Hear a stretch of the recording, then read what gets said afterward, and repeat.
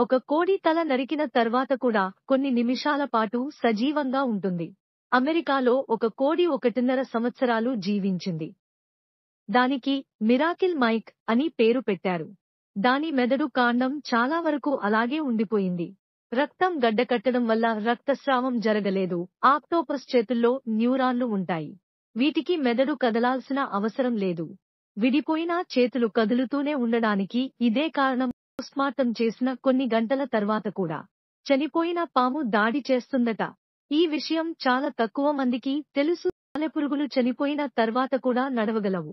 ఎందుకంటే అవి తమ అవయవాలను విస్తరించడానికి కండరాలకు బదులుగా హైడ్రాలిక్ ఒత్తిడిని ఉపయోగిస్తాయి. కప్ప తల తెగిపోయినా దాని శరీరం చాలా కాలం పాటు కదులుతూనే ఉంటుంది. ఎందుకంటే శరీరానికి మెదడు నుంచి ఇన్పుట్ అవసరం లేదు. చేప చనిపోయిన తర్వాత చాలా కాలం పాటు కండరాల నొప్పులు, కదలికలను కలిగి ఉంటుంది. ఏదైనా రసాయనంతో సంబంధంలోకి వచ్చిన వెంటనే కదలిక తీవ్రమవుతుంది.